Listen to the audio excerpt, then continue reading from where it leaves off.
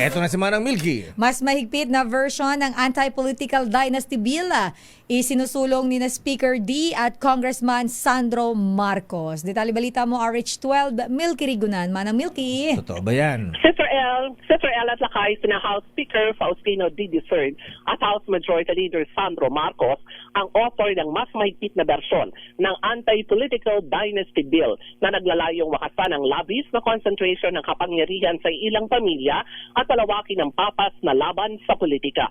Sa bill na D at Marcos, ipagbabawal ang sabay-sabay o sunod-sunod na paghawak ng anumang posisyon sa pamahalaan ng mga magkakamag-anak hanggang sa ika-4 na antas o 4th degree of consanguinity. Saklaw nito ang malalapit ng anak, gaya ng magulang, magkakapatid, tiyuhin, tiya, pamangkin, pinsan, at iba pang mga parehong kaantas. Kasama sa ipagbabawal sa panukala ang pagtakbo o paghahawak ng posisyon ng mga common law spouse o kinakasama.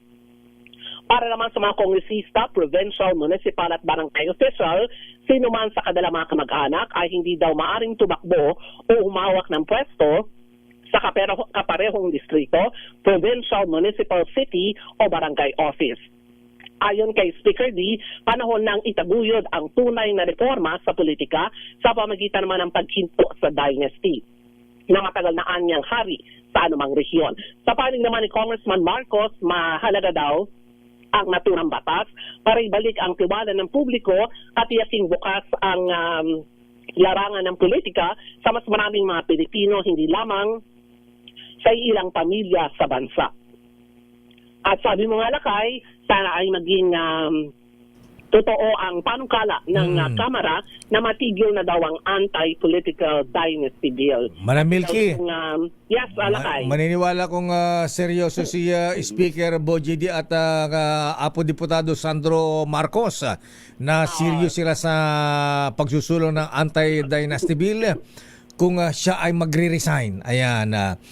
Simula yan, mag-resign siya, pati si Pinsan, si Manang Aimee. Kasi president si tatay niya. Hindi pwede mag-resign ng Pangulo. Ayan, si Speaker din. Ayan, lahat ng mga di sa Isabela. Ang dami kayang di sa Isabela. 20 yata, 15. Oo, lakay. Siguro mahigit 20 yata sa Isabela at Israel. Pero yung panawagan mong resignation, baka naman hindi pa napapanahon kasi hindi pa napagtitibay yung bill Sabi, leadership by example. Pwede, pero sabi nga nila ay isulong muna yung bill. Kapag napagtibay yung panukala, baka nga mabawasan yung pagtakbo noong pareho-parehong mga apelido sa ating pagdating sa eleksyon at iilan lamang daw ang namumuno sa ating bansa na yun at yun din daw ang mga pamilya. Maniwala ka dyan. Paka-basher mo naman. Tingnan natin, sana nga. Ayan. Ayan. Simulan nila. Ayan. Sila ang nagsulong ng bill. Sila ang magpakita ng example, Manang Milky. Ayan. Yes, oo. Dapat, sabi mo nga lakay, ay mag-set ng example o halimbawa. Ayan. Okay nga, Rod. Ayan. Si Manang Milky, kaaga-aga. Sa dami ng mga hinahakot na grand prize, TV, refrigerator. Ayan, kaaga-aga, hinihingal na siya. Paano? Ang daming bit-bit. Nilalahat sa party. Inuubo na sa kakasigaw lakay. Manalo sa mga raffle. Kakasigaw sa raffle. Okay nga, Rod, Manang Milky. Maraming salamat. Naraksang nga Pasko.